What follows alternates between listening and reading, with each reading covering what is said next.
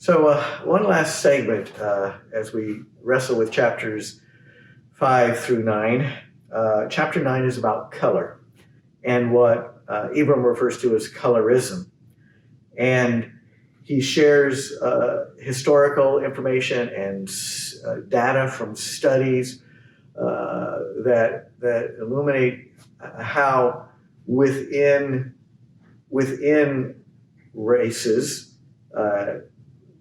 within the race of Black people, within the race of Latinx people, that there is discrimination and some tension between darker skinned and lighter skinned Blacks and darker skinned and lighter skinned Latinx people. I remember Pastor Vivian telling a story about that in one of her sermons when she was growing up as a lighter skinned Black girl, and how some of her other Black classmates had a nickname for her, I forget what it was, but and how she felt very self-conscious about being a light-skinned Black person. But as I read this chapter, it just made it much more vivid for me, the extent of this.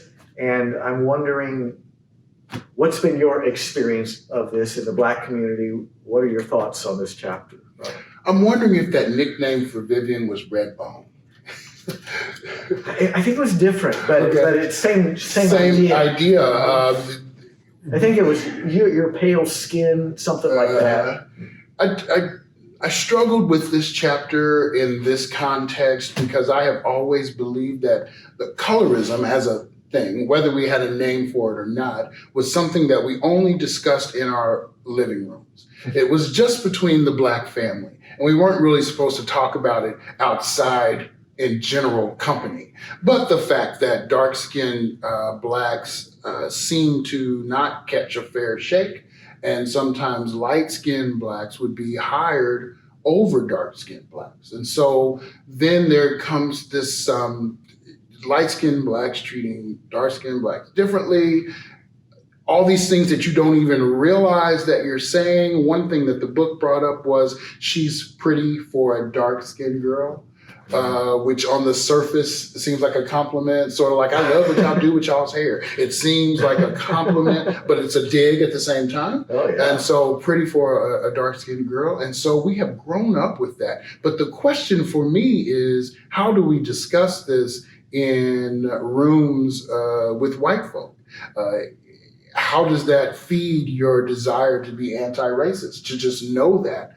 But what you have to know is, racist ideas permeate even the communities that they're meant to oppress. How do Black people take on the traits of the oppressor? And I think we all have to be aware that that happens. And so what do you as a white man get out of learning about colorism in the Black community? What I get out of it is I have to be aware of it. And I have to watch myself when I make an assumption or say something or feel some kind of way, or even take advantage of a perceived privilege that I might have just because I'm of a lighter skin, to stand up against that. What are your thoughts about colorism, though, from your perspective, I guess?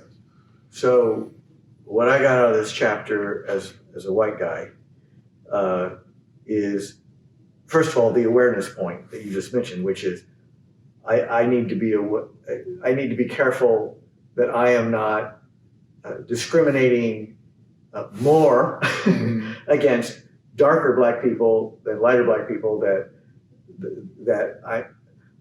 My goal needs to be to root out any vestiges of discrimination against Black people, period, and not allow the fact that someone is darker skinned to awareness is the first step toward rooting out any negative patterns in your subconscious. So I got to watch myself now and make sure that I'm not treating a light-skinned Black person different than I would a dark-skinned Black person. Like he mentioned that in job interviews, a light-skinned Black person is more likely to get a job than a dark-skinned Black person, even if the dark-skinned Black person has a better resume, better qualifications. Right.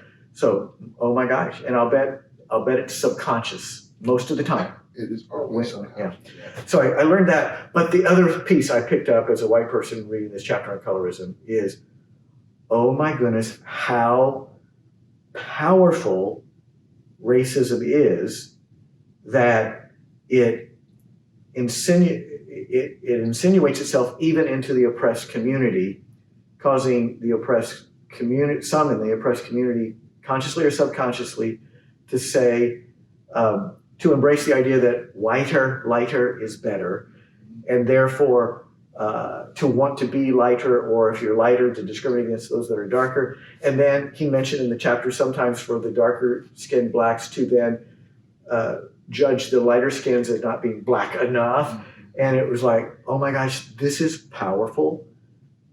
Racism insinuates itself and affects not just the community that is in power, the oppressor community, but the oppressed. And he mentioned it happens in Latinx communities too. So to me, it emphasizes the power of racism. I like when Dr. Kennedy talked about how he was ashamed of himself for preferring to date a light-skinned girl on the college campus. And so he made this mission that he was only going to date dark-skinned girls. And he thought he was really doing something in saying that, but he was just turning this European hierarchy of what beauty is on its head. So now he was discriminating against the light-skinned girl. And so you almost feel like you're in a no-win situation here, but the beauty of this whole point is that we have got to stop assigning levels of beauty or levels of appreciation to different categories, right? It's all beautiful. Yeah. It's all beautiful. It's like the fashion conversation. Let's learn to see beauty as it is. Everything. Yeah. All right, let's a couple questions left. Let's wrap up this conversation.